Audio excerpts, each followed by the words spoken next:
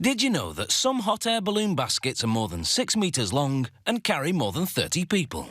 The bigger the basket, the more passenger compartments it has, preventing people from toppling over each other during bumpy landings. Some say you'd have to be a basket case to get in the first place.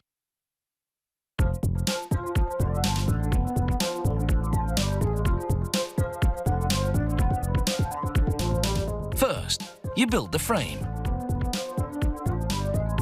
Workers cut pieces of tubing made of stainless steel. They manually round the corner pieces, then assemble the frame by welding all the parts together. They cut a sheet of plywood for the floor, then drill holes in it for stainless steel support cables. The cables reinforce the floor against the weight of the passengers. After marking off the area that the basket walls will occupy, workers run the cables under the overturned floor, leaving extra on both ends to come up the sides of the basket. Then they notch a groove, the width of the cables, in runners, lengths of ash wood that protect the base of the basket and give it rigidity. After bolting the runners down, workers use a branding iron to burn the company logo into the floor. Then they spray on a coat of lacquer to prevent moisture from rotting the wood. Larger baskets need diagonal reinforcement cables for extra support. The basket walls are made of cane, the stiff stems of a tropical Asian plant. The cane soaks overnight in a water tank. By morning, it's supple, and the weavers can begin their craft. They start by installing uprights, attaching each one to the frame at the top and bottom with a thin piece of cane. Then they feed the support cables from the floor up through the frame. The uprights are 45 centimetres apart along the sides and 10 centimetres apart around the corners. The weavers fill the gaps with thinner uprights every 5 centimetres.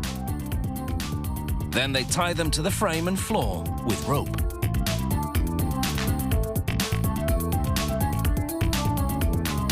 With all the uprights installed, it's time to build the basket walls from the bottom up by interlacing horizontal canes. A pair of weavers can finish a small basket in a day, whereas large baskets can require a 4-person team and take up to 3 weeks to weave.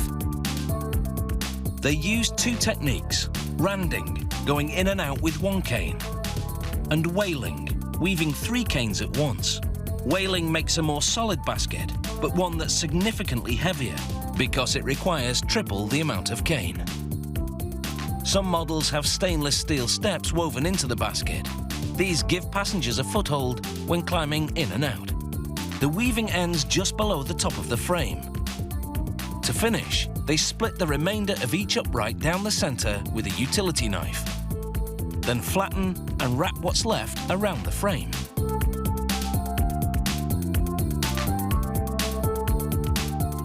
The weavers integrate rope handles at the top of the basket, giving passengers something to hold onto during the ride. They also put handles at the bottom for carrying the basket.